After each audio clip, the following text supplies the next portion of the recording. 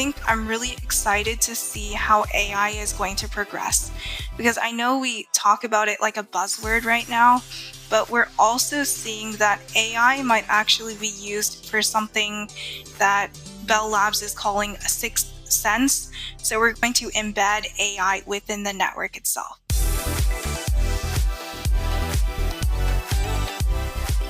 Howdy, everyone. Welcome back to Cybersecurity Stand Up. I'm so excited to be back in my own room, actually, after RSA. I'm still recovering a little tired around the edges, so I'm thrilled to be here talking to a friend of mine who I met on LinkedIn, but who has been absolutely dominating the cybersecurity world recently. I'm so excited to hear what she's been doing recently and what some of the incredible research she's been working on. Please welcome Anmol. Anmol, can you introduce yourself to the people and tell us a little bit about what you're currently doing? Yes, hi. Thank you so much, Bronwyn, for having me on your podcast. So I work in adversarial machine learning. So basically, I do AI security. So I know AI is a buzzword we keep talking about a lot, but AI can be attacked and also used for attacks. So my research is focused on how do we secure AI and specifically for 5G and 6G. Fantastic. So I want to dive right in because I was having conversations at RSA about AI, how it's being used as a buzzword, and how a lot of people love to talk about it, but don't really understand what we're talking about yet. So can you give us, like, if someone was to come up to you on the street and they're like, hey, I heard you do stuff with AI. What is AI? Can you give us like what your answer to that would be? Yeah, so that's a good question. I will typically start with just AI is like a powerful data analytics processor. Think of it like your Excel spreadsheet, except the next level of that. It can crunch all of this data for you and give insights regarding your data. What does your data mean? It basically turns data into information. And then we talk about AI and machine learning. What is all of that, right? So, machine learning, I like to think of it like the heart of AI. So, I know a lot of people talk about ChatGPT. Well, people might not know GPT stands for Generative Pre-trained Transformer. And transformers actually comes from natural language processing, which is in machine learning. So the machine learning and AI, it's not a new concept. It's just we typically like to focus on the buzzwords, right? AI sounds so much cooler than machine learning, but really AI is like taking machine learning to another level, but really machine learning is the powerful data analytics tool. And then AI just uses machine learning to imitate human behavior. But again, under the hood, it's just crunching all the numbers. It's not really a robot that has a life of its own. That was a great answer. I'm definitely going to use pieces of that when I explained AI to folks in my life. Thank you. I think what I'm curious about too is, can you talk a little bit about what ways AI is currently being used in nefarious ways, especially when it comes to cyber? What are some examples there? Like, what's top of mind? Yeah, so we're seeing basically now with ChatGPT, with generative AI, AI is so much more accessible to us. So in the past, Yeah. if people remember, AI used to just be with the supercomputers with IBM. And people typically couldn't access AI at their fingertips. And now you could just search AI image generator, right? You could just get it right now, and anyone can access it. So unfortunately, it's very accessible, but people are using it for nefarious purposes. So, one way people are using AI for bad things is basically crafting very convincing phishing emails. So, phishing emails, for those who don't know, it's basically an email that's trying to get you to click on something that you know you shouldn't, but you're really tired. It's 3 in the morning.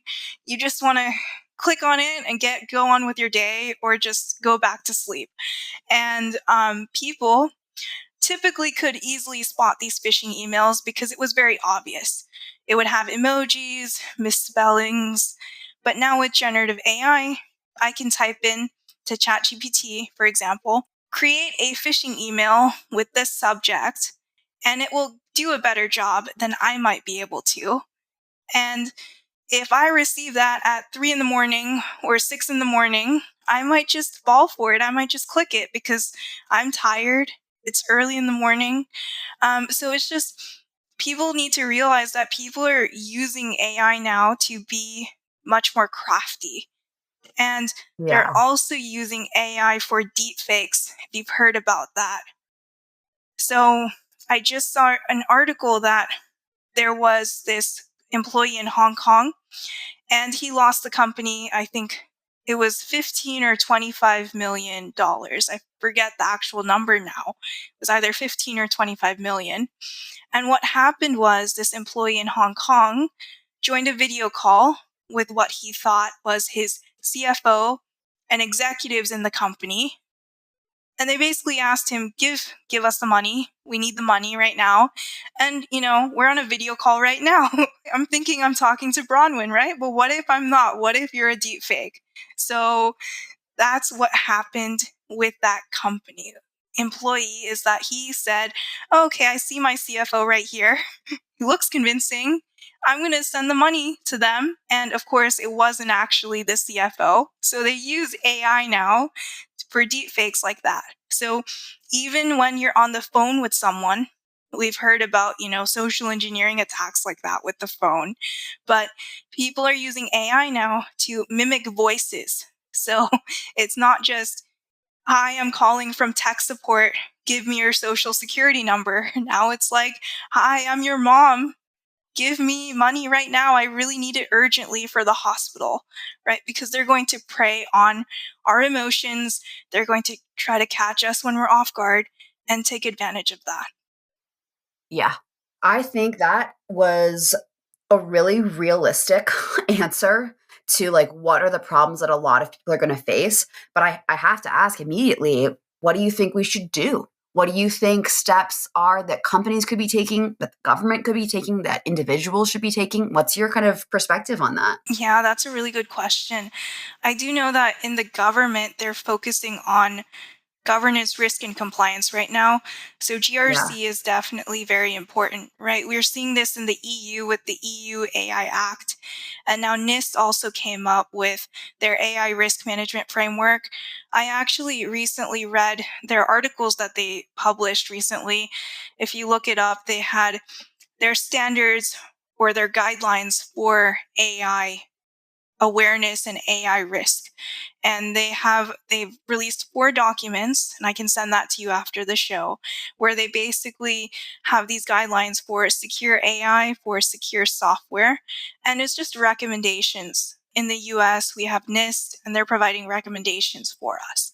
So some of it Yeah. is just, follow cybersecurity principles, don't store your data in an insecure way, recognize that AI can be used for toxicity, AI is prone to data bias, and things like that, which I think governance is very important, but it's really difficult. How do we standardize all of this governance? How do we ensure, like, not only in the US we're on this page, but then the EU is on the same page as us, right? We have alliances with the UK, but what about Africa? What about Asia? Like I haven't Yeah. heard much about what's going on there. And we all need to be on the same page about, okay, AI is this way and we're all going to secure it this way. And Yeah. that's actually what I'm doing with 5G and 6G is we're trying to standardize it globally. Okay, wow. Okay. Let's talk about that because that sounds super exciting. So, same, let's zoom out again for a second. Can you tell us from the high level what is 5G, what is 6G, what are the differences? Like take us from the high level and then we'll go down. Yeah, so first thing is 6G is not out yet. It will come out in maybe 2030. But I can talk about what 5G is. So 5G is basically this wireless network that is the current phase, you could say, of wireless networks. And it enables what they call ultra reliability. So 5G enables ultra reliability, low latency, and it's basically a way that we can call each other, be on this video call, how we can all connect with each other using these different networks, right? So when we think of 5G, we might think of cell phone carriers like T-Mobile, Verizon, Sprint, all of the ones we have in the US. And then other countries, like France, they have something called Orange. In India, they have Vodafone, Airtel. So all these different companies, all these different cell phone carriers. It's not just cell phones, though. Telecommunications is for, all of this different communication. It's not just phones, it's video calls, internet. So for all of this, for internet security, there's a special standardization group.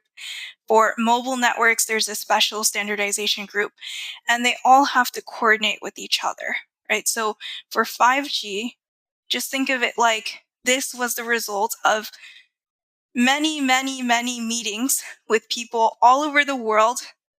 6 times a year, they get together. We have representatives from each company, the government, in other countries. They all sit together in these different breakout rooms in a conference like RSA. And you just have all these people talking in different breakout rooms, like, okay, for this one topic, I want to do this, this, and this. And then someone else says, no, I want to do this, this, and this. So imagine 5G is the product of all these different meetings. And finally, let's say after 10 years of all this work, they finally created something like 5G. So that brings me to 6G. So 6G is something we're working on right now. I don't know exactly what it's going to look like because that's something we're working on right now, actually. But when you look up 6G, you'll see articles about AI, of course, the buzzword. You'll see articles about the metaverse. So instead of communicating with us as people, right, we might communicate with avatars. So that's one thing. And we're trying to imagine, maybe 6G has holograms. So we're just trying to imagine right now that what if we have, like, I think I saw this movie, was it The Fifth Element? Like, really old movie, yeah, and they had like holograms in the movie, and those ads were holograms, right? What if that's 6G? So we're trying to basically architect 6G so that telecommunications can enable all of this technology, whether it's the metaverse, whether it's AI, or maybe even holograms. We don't know yet, right? 2030, that's 6 years, a lot could happen. And how do we actually standardize it? And so my job is specifically on security standardization. So what that Yeah. means is we have bad people. They want to attack AI used in 6G. How do we prevent that from happening? And then how do I actually create mitigations? So if someone tries to attack my AI, they can't actually be successful, or I can create a mitigation around that. So that's really what we're doing right now with 5G, with 6G. There's a lot of behind the scenes work that goes on with it. Absolutely fascinating stuff. Can I ask a little bit more about, I mean, and I don't know how much you can share because it sounds like it actually is, probably secret in some ways, but like, what are those security strategies and like what types of mitigation are you thinking about? And obviously, knowing that you can't actually necessarily forecast exactly what it will be like in 6 years' time. Yeah, so that's a good question. Actually, a lot of it is not secret. So Uh huh. we Okay. have different standardization bodies, and you can actually, if you want to, you can follow the meetings as they progress. I don't know if Cool. everyone in the audience would actually want to read these documents, but I can share them with you. So if you search 3GPP, which is the third generation partnership project, that's really one of the main standardization organizations for 5G right now. And there's also something IETF, which people might have heard of if they're familiar with standards. So that's for internet security. And then there's also ETSI in Europe. So there are all these different organizations. There's ORAN. So if you're interested in actually diving deep into this, you could read these documents if you wanted to. But an example of what I was thinking about was I actually have a paper coming out in a few weeks, and we were saying there's a denial of service attack, right? So we're trying to compromise the availability of systems. And we've seen that IoT devices or Internet of Things devices can be used to create botnets. And basically, what you can do with this botnet is enable a denial of service attack. So I actually did try to sign up for an app one time, and they send you a verification code, right? And when Yeah. I signed up for this app, I was just receiving the verification code text message over and over and over and over again. Like it wouldn't stop. It Weird. was so weird. I won't name the app because I don't want to name names, but it was a very popular app. And it was just sending me this verification message over and over and over again.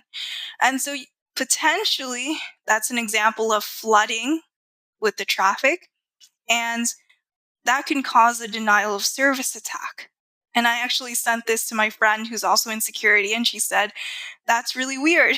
Like, why is that happening? And I had a screenshot showing it's just going over and over and over again. And I just had to block the number because I just didn't want to keep getting that text message over and over again.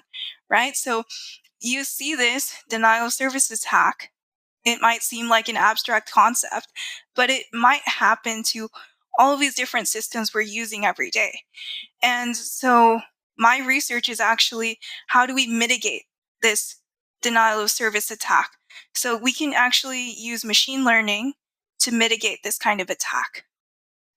So I use machine learning, and this is just an idea that I propose in a paper, but I'm saying we're going to use machine learning, and we're going to say, if we see the traffic behaving this way, then again, AI is just powerful data analytics. I'm going to analyze the data and say, okay, this trend or this pattern indicates that a denial of service attack might be occurring. And then from that, I can alert the system and say, okay, this is suspicious. You should stop this service or alert the user.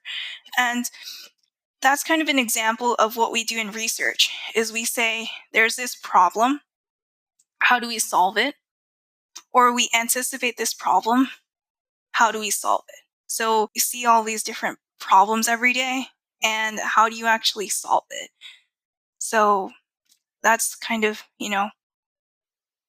You're so deep in. It's so cool. It makes me just like have popcorn brain when it comes to having more questions. But I think one thing I want to ask you about, but before I ask you about like basically how you got to this point in your career, because wow, I know there's a journey there. I want to ask like, what does your day to day look like in terms of doing this research? And like when I hear phrases like, I can use machine learning to do XYZ, I have to admit, I don't really have like a visual of like what you're doing. Like, what does that mean? What are you going on to? yeah. So research is a lot of just reading standards documents in my job.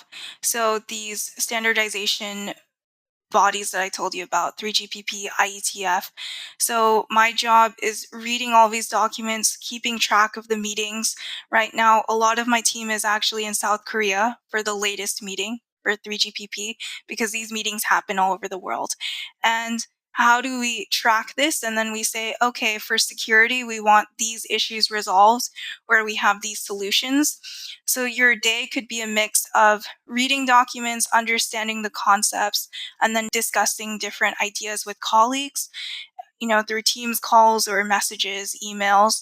And then we have something in the industry, we call them IPRs or IRs. Basically, it's patents.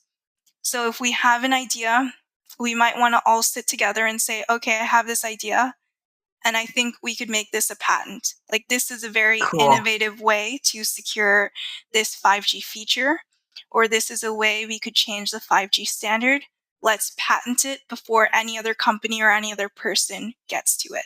So that's one thing we do. And then the paper that's coming out in 2 weeks, that was actually started. First discussions were actually we were going to make this a patent, and then we decided we want to actually just make it public and open it up to everyone so everyone can read our research. So a lot of times these patents can turn into research papers, or we turn patent ideas into research papers. So that's specifically research.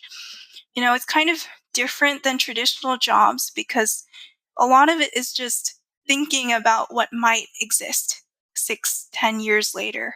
So a lot of it is just reading and forecasting and creating patents. And when I say I want to use machine learning to do XYZ, To give everyone an example, so whenever you go to RSA and you see all these vendors, they have their cool products. They say they're going to use AI for X, Y, and Z to secure your organizations. So actually, to develop AI, to develop machine learning, I'm basically developing my own proof of concepts or prototypes where I'm going to program my own Python scripts because Python is typically the programming language we use in machine Okay. learning and data science.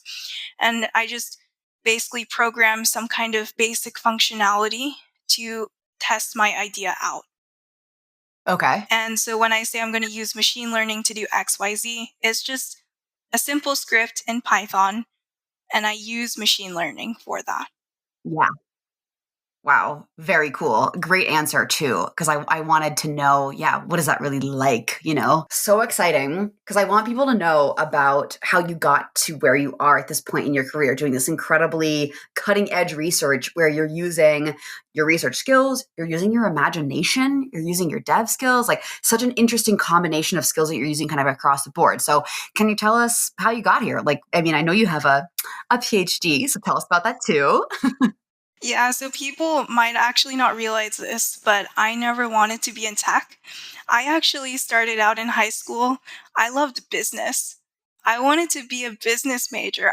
Entered college as a business major, and I really liked business law. I liked finance. I liked those classes. Business law was really, really interesting because it's like you can pretend to be a lawyer and do a mock trial, and I could be like an expert witness, a lawyer. And that was really fun.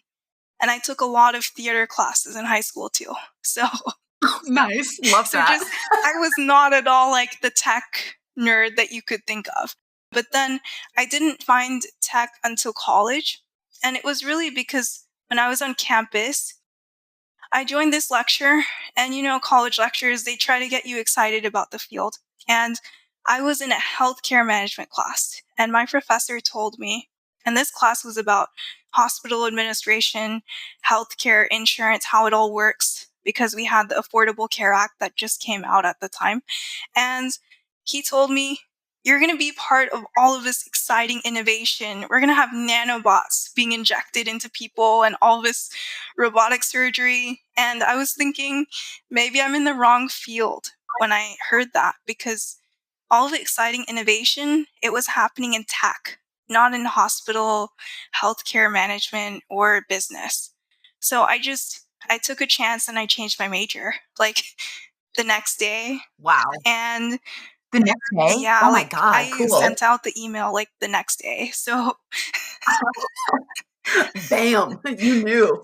so I was just like, okay, let me try software engineering. And then, fast forward, I realized I liked AI because everyone was talking about AI. I want to do AI too.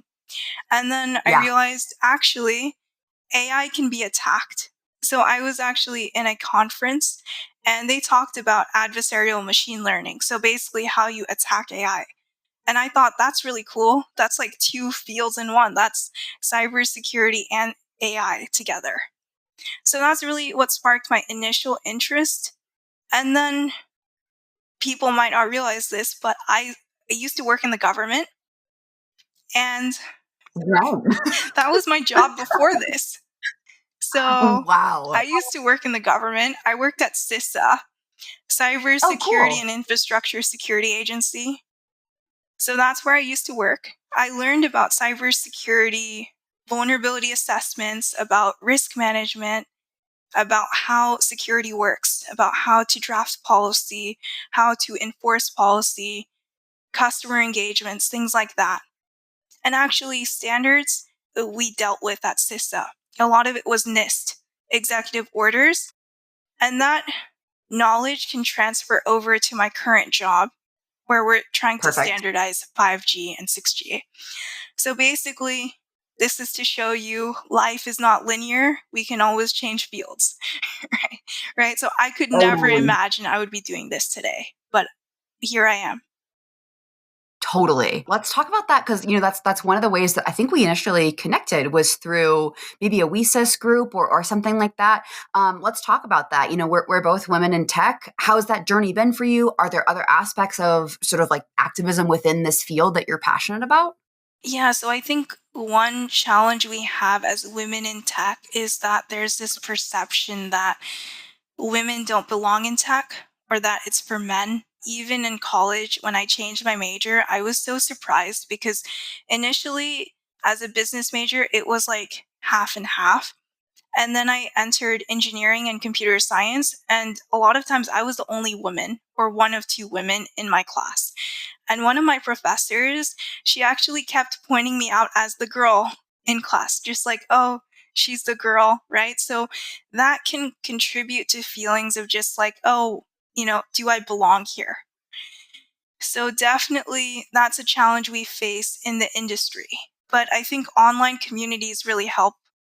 So there's WeSys, Women in Cybersecurity. You mentioned that. I joined that in college actually, Oh, cool. and Okay. that was really helpful. I attended their conference in 2019, so the last conference before COVID, and that was very helpful to just be around so many women in the field and being inspired by them. And there's so much more out there too. So I've actually mentored for WeSys. I've mentored for women of color, advancing peace, security, and conflict transformation.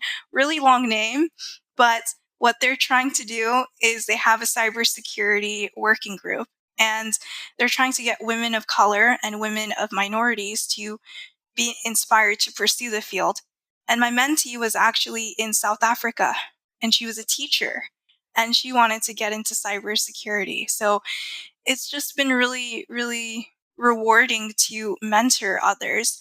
And there's so many different organizations out there. There's WeSys, there's Women Tech Makers, there's the Grace Hopper Conference. There's so many different initiatives out there. But I think the key thing is that if someone's interested in this field, no matter who they are, they have a place.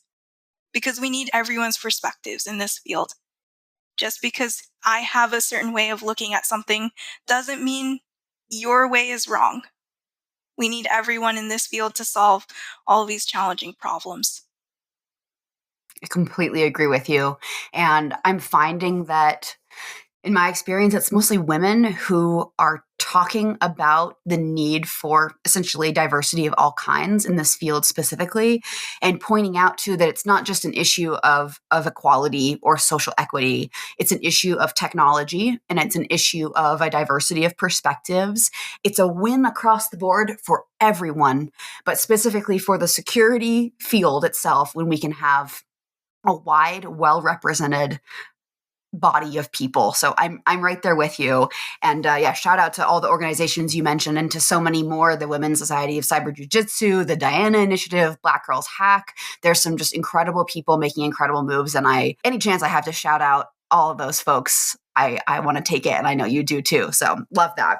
One thing I want to ask you about as well, because the position you're in, it seems so forward thinking. You're thinking ahead by 6 years in these technological ways, in these patent ways. What's something that you're looking forward to, whether it's in the tech space or maybe an event? You can take it any direction you like. Yeah, that's a really good question. I'm looking forward to a lot of things. So I'll start with my tech answer. I think I'm really excited to see how AI is going to progress because I know we talk about it like a buzzword right now, but we're also seeing that AI might actually be used for something that Bell Labs is calling a sixth sense. So we're going to embed AI within the network itself. So what it means is, for example, if there's a natural disaster, like it's raining outside, thankfully I'm okay, but let's just say there's a natural disaster and it's like tsunami or earthquake is happening, then AI could actually predict this occurring. So that's kind of a use case that we're thinking of with AI. So just seeing how that technology might progress is very exciting. That because we don't really know, what's going to happen in the future. What kind of advancements are we going to see? Like generative AI is so cool, and it actually isn't new, but we didn't know that it was going to be so accessible to the public. So And just seeing how, right now it's research technology, or it's technology that only a few of us are using. But when the public starts using it, what can they come up with? What kind of exciting startups will we see from that? So that's something I'm excited about. Yeah, great answer. How about things in your career trajectory, speaking opportunities, something else you're looking forward to there? Yeah, so I'm actually speaking at Conference 42, CONF 42. They have a machine learning conference on May 30th. So if you're interested in learning about how you attack AI and machine learning, tune into my talk on May 30th. It's all online, so you can join from anywhere. Fantastic. Absolutely love it. Can you tell us, before I move on from it's not really a what are you looking forward to, but it's actually the opposite direction. What have you been doing recently? Because I have to admit, I was stalking your LinkedIn, as I like to do with all of my guests. And you've been on podcasts, you've been traveling a lot. What are some highlights for you recently? Yeah, so I just got back from my doctoral hooding ceremony in Washington, D.C. And that was probably a highlight because I met so many people in person that I just spent years just on Zoom calls with.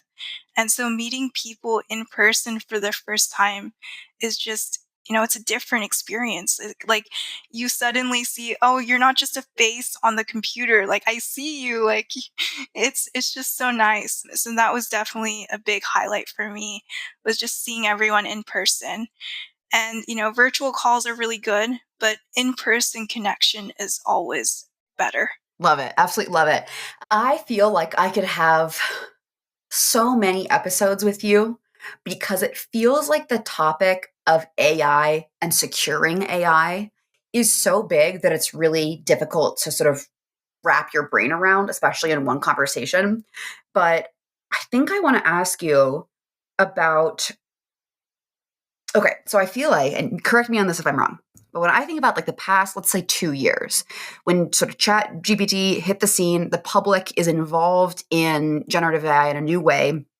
Lots more security concerns have arisen. And at the same time that like all of that is happening, sort of non AI driven cybersecurity problems and solutions are both evolving as well. So, plenty of people are moving from on prem to the cloud. Some people are moving back to on prem from cloud security. Some people are using only Kubernetes containers. Like, there's a lot of variety in what is part of the cyberspace.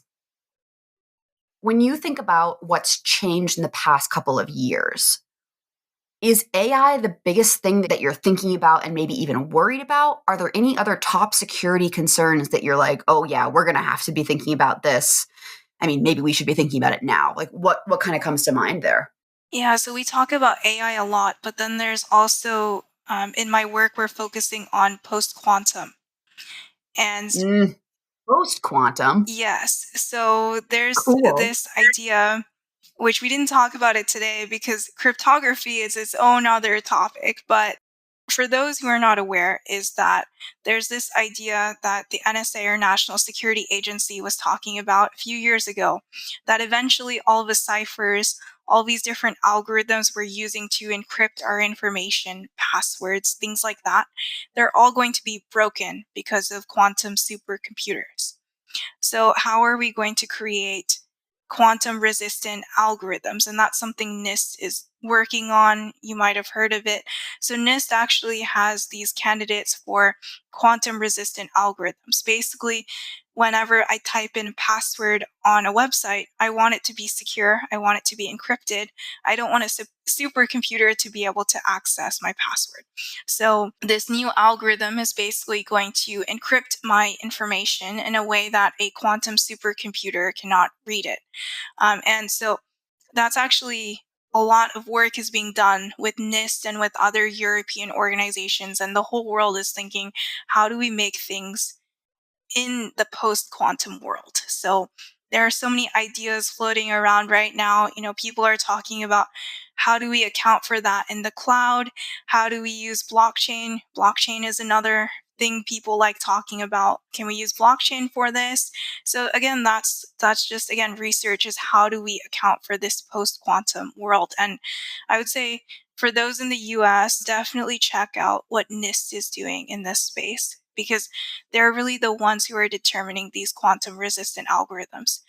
And so, yeah, it's definitely another topic I am worried about, and also excited to see how are things going to be, after NIST picks the final candidate and we actually start implementing it, because implementing it is going to be another challenge. Is how do you actually Totally. implement it, and what technologies are going to be used to enable it? How are we actually going to see this in a reality? So that's another thing that I think is very interesting. So there's not just AI, there's also cryptography, there's also the cloud. There's so much going on in the tech space. Yeah. Well, I appreciate that you're excited about it though too, because I think that, some of these conversations can suck you down a hole of being like, "Oh God, I'm so scared." And it's really nice to speak to you with your willingness to talk about the future and to forecast these things, but in a way that is not fear-based necessarily. Yeah, I appreciate that. People were scared about Y2K, right? But everything worked out. So we might be scared, but there's also so much innovation happening as well. Absolutely. Yeah. And cheers to that. Yeah, definitely. Well, this has been a complete delight. One thing that I like to ask folks as well, just as a piece of advice that the audience can walk away with, because, some people find this podcast and they actually aren't cybersecurity practitioners themselves. They're just looking for an entrance in. They need to know some of the vocabulary, this kind of stuff. So if you had one cybersecurity tip, whether it's behavioral or tech that they could implement, maybe somebody, this is like your mom or your sibling or your grandma or someone who needs some advice. What's your tip that you'd give them? Well, that I'll have a really long answer, but I think the Great. first thing is cybersecurity. It's not just hacking. Like, I have a brother, and he just says, "Oh, I hack stuff in cybersecurity," but it's not just hacking. There's so much in cybersecurity. So whatever skill you have, whether you're a teacher, you're a lawyer, maybe you're an accountant, I mean, you can use those skills in cybersecurity, because believe it or not, it's not just hacking. There's blue team defense, there's project management, there's governance, risk, and compliance. And all of these roles are very important. We can't have just red team roles without blue team, and we can't have a company running without compliance and without project management. So if cybersecurity is something that you're interested in, just explore. There are so many free online resources for you to just say, "Oh, I really like adversarial machine learning based on this episode. I want to learn more about it." And you can just search, like, what is adversarial machine learning? How do I do Great it? place to What start. is AI? How do I use it? And I would say, don't let anyone say that you can't be in the field, because some people like to gatekeep. But actually, I would say everyone has a place in the field, and your skill, whether it's being a teacher or anything else, you can apply that to cybersecurity and to tech. It's just a matter of first finding out what is it that you're excited about and interested in. Because you shouldn't just take a job and not be excited about it. You should be excited to do it. And just explore and be open to whatever you see. Maybe tomorrow there's a new role that didn't exist today. So just be open to any of this innovation that's happening around you, and keep learning throughout your career. Absolutely fantastic advice. Seriously great. Like, ask questions, Google stuff. We're all doing it all the time. Stay open to innovation and keep learning. You guys walk away with that slam and advice. That's coming from an expert and a lifelong learner over here. Fantastic. Okay. Thank you so much for your time. It is such a pleasure to speak with you. And if people want to find you or connect with you, where can they do that? Thank you so much for having me on the show. So you can find me on LinkedIn or on X, which used to be Twitter, and I think now they're changing the domain to x.com. But I'm on both accounts, so feel free to ping me on either of them. Perfect. And same goes for me always, especially if you're hearing this episode and you're like, "Oh, that sounds cool." You hear a topic that you're excited about, you want to be connected with us. I think we're both very open to hearing from pretty much anyone. Slide into those DMs, let us know what you're interested in. We'll get you some free resources and join us on the journey of cyber. Anmol, thank you so much again. And thanks for joining, everyone. We'll see you out in cyberspace.